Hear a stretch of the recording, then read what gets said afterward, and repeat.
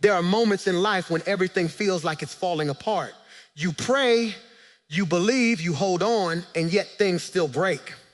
Doors close, relationships shift, opportunities slip through your hands, and you begin to question what God is doing. You wonder why the very things you trusted him for seem to be crumbling right in front of you. But what if the breaking isn't the end of your story? What if the breaking is actually the beginning of your blessing? What if God, in his infinite wisdom, is allowing the pressure, the pain, and the process not to destroy you, but to prepare you? Because the truth is, God never wastes a breaking season. Every tear, every delay, every moment of confusion has purpose behind it. He is not careless with your life. He is intentional.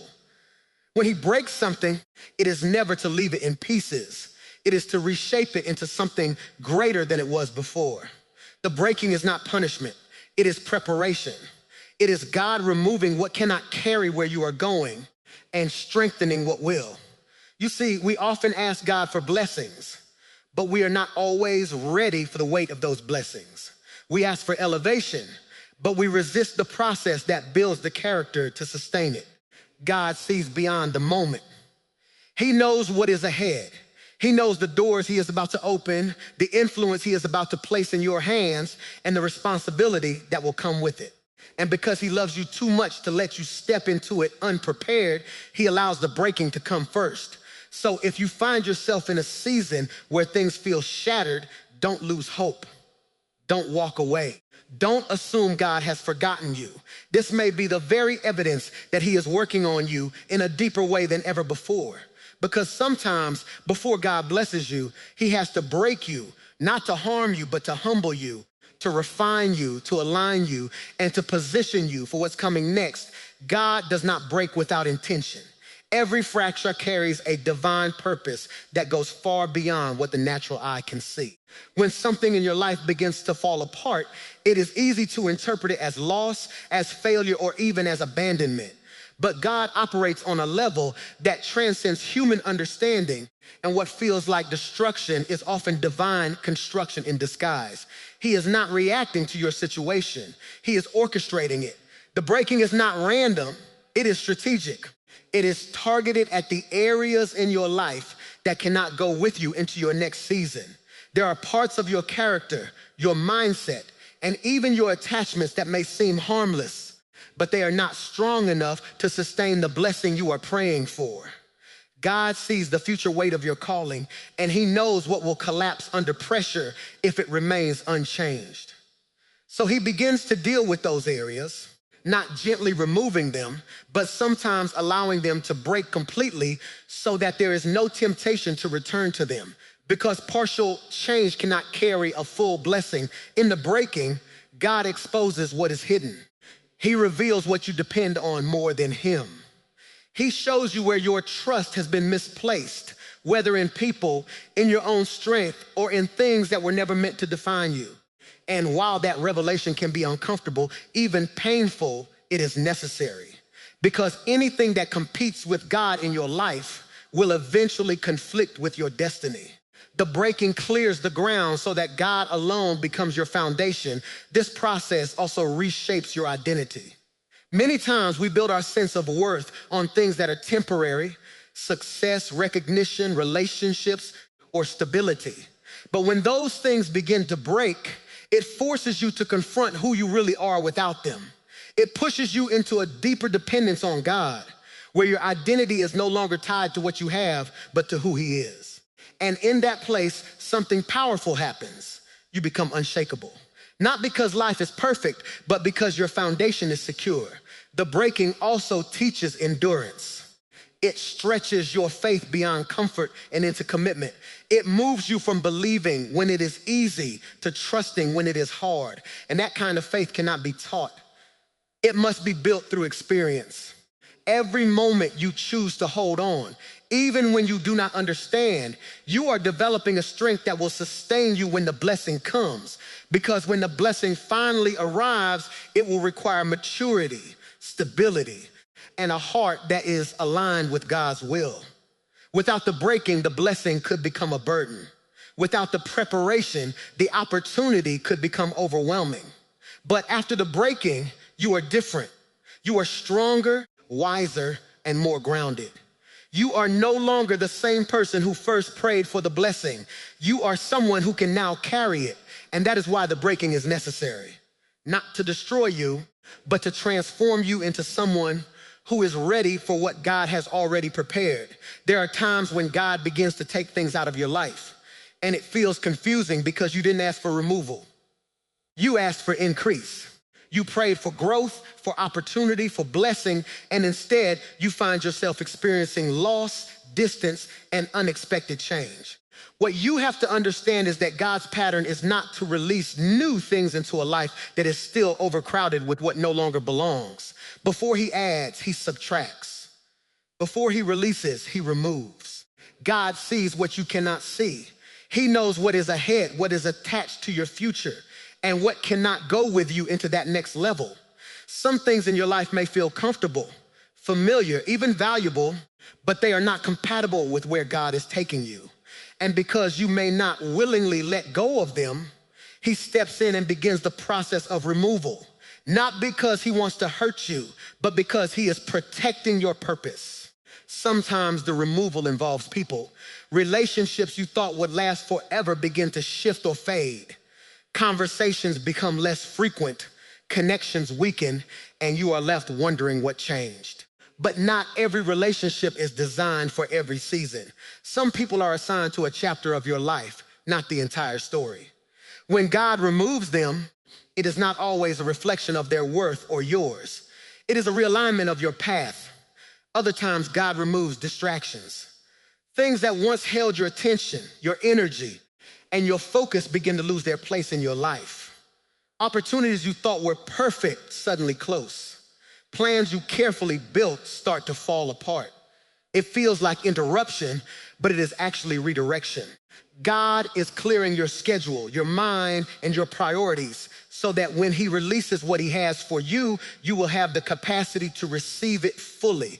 There are also moments when God removes your sense of control.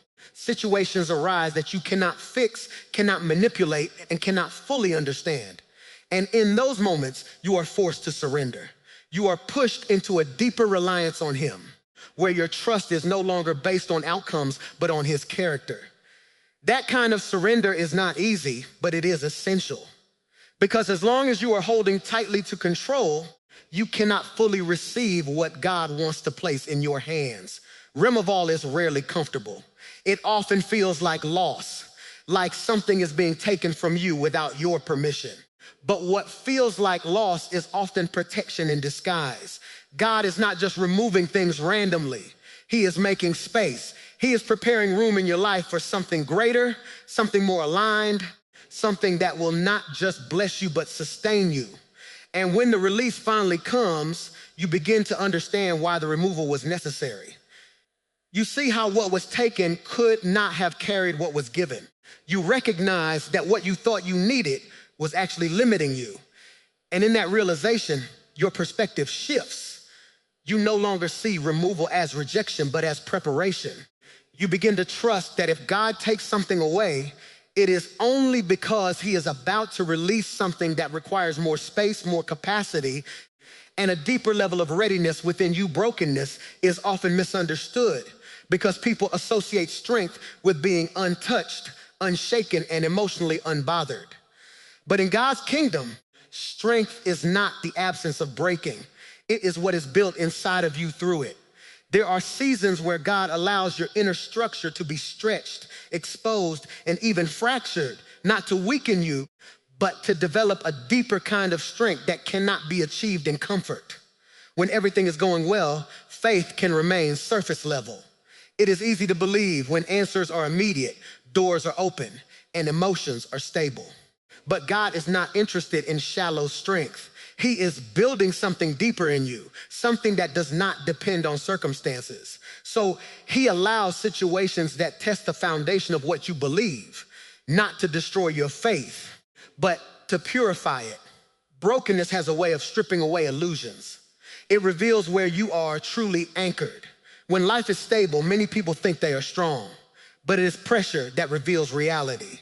When what you relied on begins to fail, when support systems shift, and when familiar comforts disappear, you begin to see what remains. And what remains is what is truly strong. God uses that process to remove dependence on temporary things so that your reliance on him becomes unshakable. In brokenness, prayer changes. It is no longer routine or casual. It becomes desperate, honest, and real. You stop praying out of habit and start praying out of necessity. There is a depth that emerges in your communication with God that was not there before. You begin to hear him differently, not because he changed his voice, but because your sensitivity increased through pain and dependence. Brokenness also develops humility. When things fall apart, pride loses its place. You realize that not everything can be controlled, fixed, or managed by human effort. You come face to face with your limitations, and in that place of humility, God begins to rebuild you with a different kind of foundation. One that is not centered on self-sufficiency, but on divine dependency. There is also a refining process that happens in brokenness. Just like metal is refined through fire, removing impurities through heat and pressure, your character is refined through difficulty. Things like impatience, pride, fear, and insecurity are exposed so they can be dealt with. God is not just interested in what you do. He is interested in who you are becoming. And sometimes who you are becoming requires the removal of who you used to be. Brokenness strengthens endurance. It teaches you how to remain steady when answers are delayed and outcomes are uncertain. You begin to learn that faith is not measured by immediate results, but by consistency in trust, even when nothing seems to change. That kind of endurance cannot be learned in comfort. It is forged in waiting, in uncertainty, and in quiet perseverance.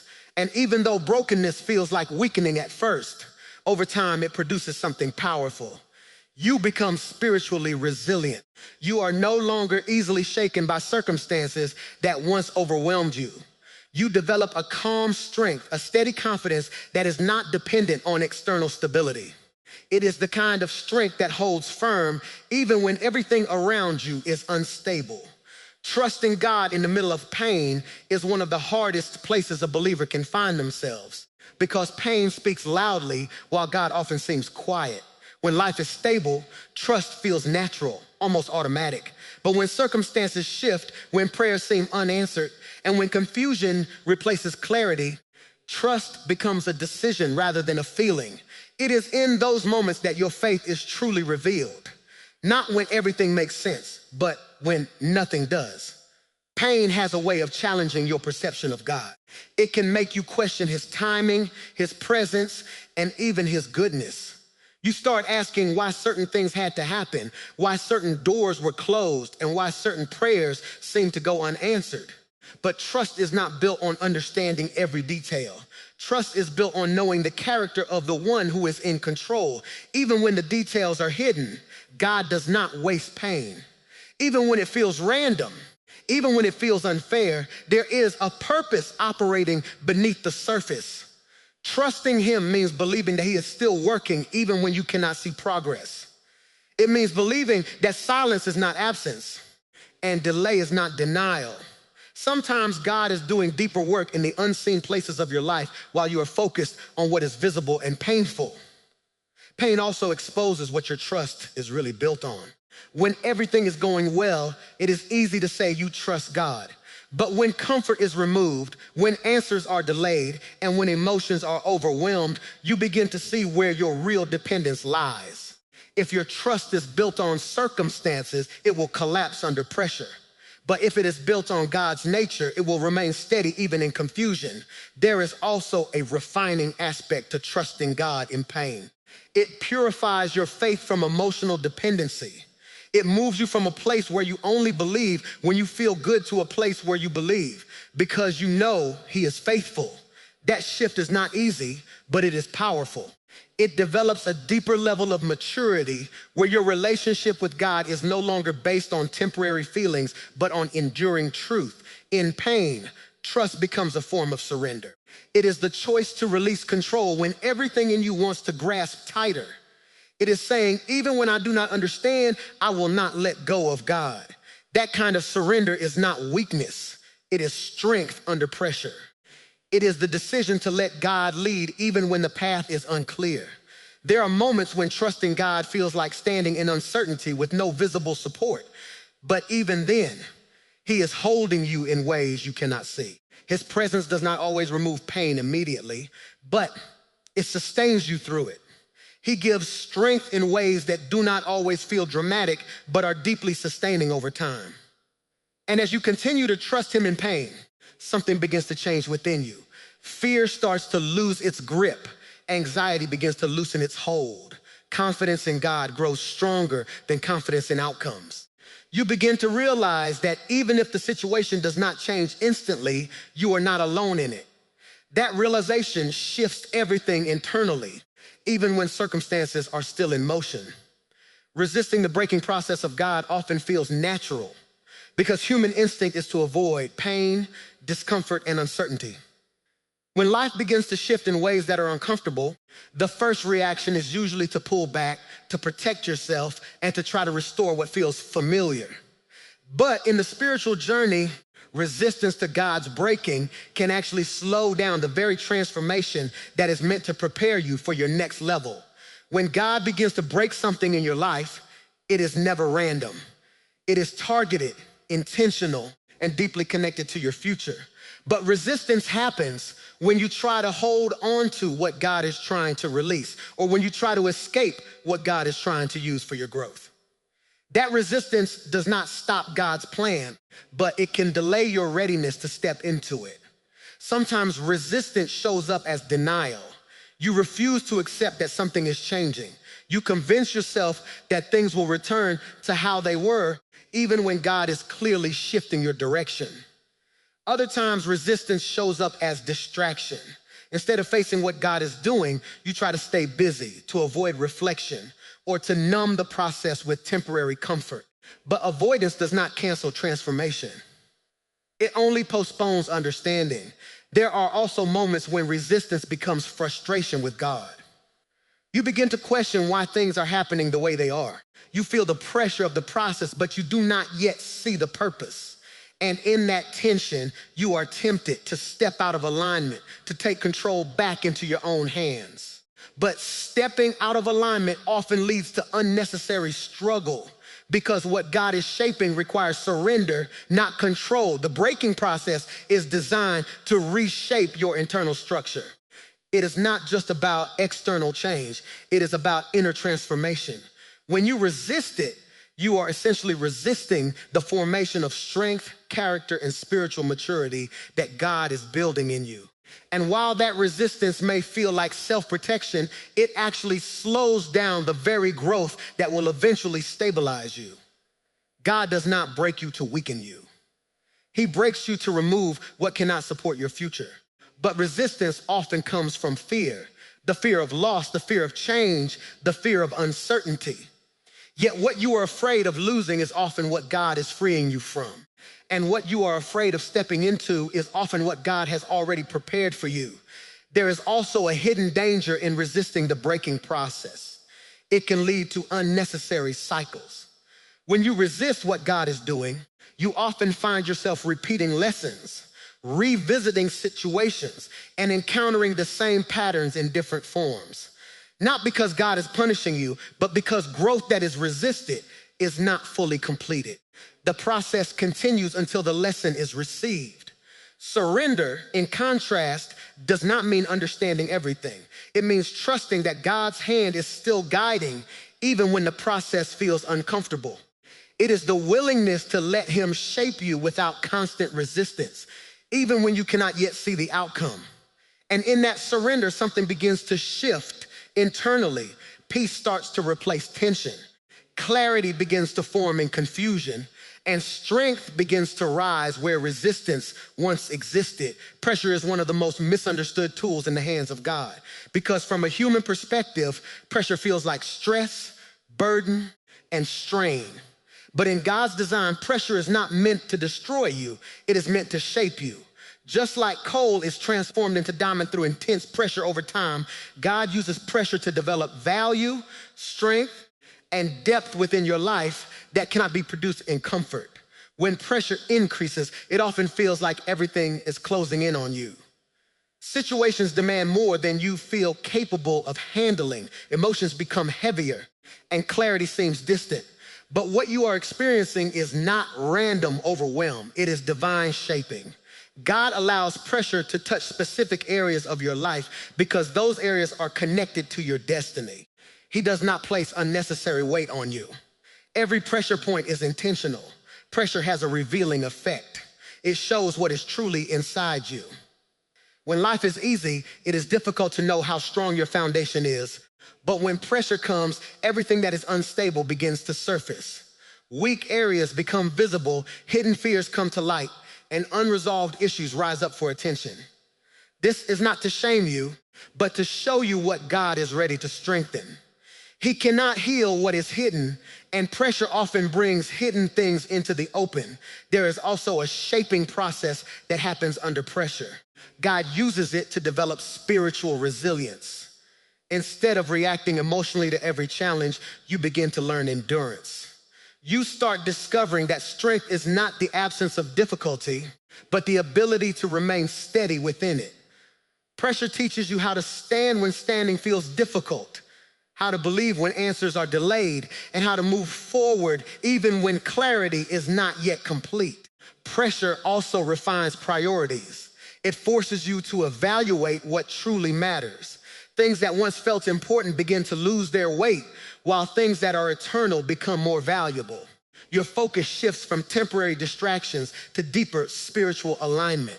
God uses pressure to simplify your life internally, even when externally things feel complex. It is in that simplification that clarity begins to form. Another purpose of pressure is preparation. God never elevates without first strengthening. The weight you are carrying now is often preparation for the weight you will carry later. Without pressure, promotion becomes dangerous because it places responsibility on a foundation that has not been tested. God, in his wisdom, ensures that what he builds in you can sustain what he plans for you. Pressure also deepens dependence on God. When your own strength feels insufficient, you naturally begin to rely more on him. Prayer becomes more intentional, faith becomes more active, and awareness of his presence becomes more sensitive.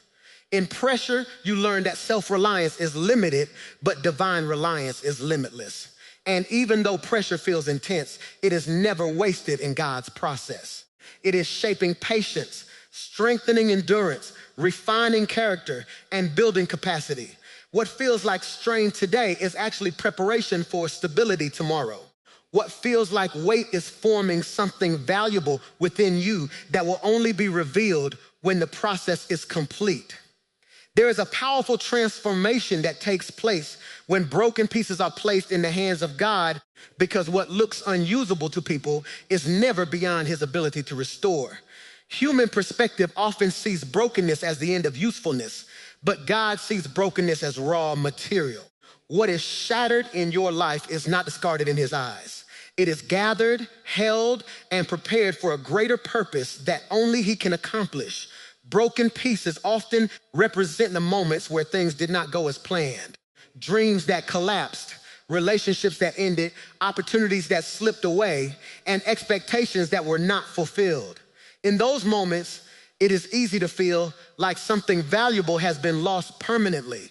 But God does not evaluate your life based on what has fallen apart. He evaluates it based on what he can still build through it. When God begins to work with broken pieces, he does not rush the process. He carefully gathers what has been scattered. Nothing is too damaged for his attention, and nothing is too fragmented for his restoration. What others may walk past and ignore, God collects with intention. He sees potential in what has been rejected and purpose in what has been dismissed. There is also a process of rearrangement that happens in his hands. God does not always restore things exactly as they were. Instead, he often reshapes them into something stronger, wiser, and more aligned with his purpose. The original structure may no longer exist in its previous form, but what emerges is more stable and more meaningful than what was lost. This requires trust because it means letting go of your expectation of how restoration should look. Broken pieces in God's hands are not wasted experiences. Every fragment carries a lesson, a memory, or a moment that contributes to the rebuilding process. Even pain becomes part of the foundation. Even disappointment becomes part of the design. God integrates everything into something purposeful. Nothing is ignored or overlooked in his restoration work. There is also healing that happens while pieces are in his hands. What was fractured emotionally begins to stabilize. What was scattered mentally begins to find alignment. What was weakened spiritually begins to regain strength. This healing is not always immediate, but it is intentional. God works deeply, not just on the surface, because true restoration requires internal repair before external change becomes visible. Another powerful aspect of being in God's hands is protection. While you are being rebuilt, he shields you from further damage. He places boundaries around your process so that what is still fragile is not further harmed. Even delays in your life can become protection, preventing you from entering environments that you are not yet ready for. And as he continues to work with broken pieces, something begins to shift in identity. You start to realize that your value was never removed by what broke you. You begin to see that brokenness was not the end of your story, but the beginning of reconstruction. You are not defined by what fell apart, but by the one who is rebuilding you with intention, patience, and purpose that reaches far beyond what the natural eye can understand. Preparing your heart for blessing is one of the most important yet often overlooked parts of the spiritual journey. Because receiving from God is not only about what he gives, but also about who you have become when it arrives. Many people pray for open doors, new opportunities, and divine increase, but they do not always consider whether their inner life is ready to carry what they are asking for. God does not only prepare blessings for you, he also prepares you for the blessing. A prepared heart is one that has been shaped through process. It is a heart that has learned through breaking, waiting, and surrender. Without preparation, blessing can become overwhelming rather than uplifting. What you are not prepared for can easily become a burden instead of a breakthrough.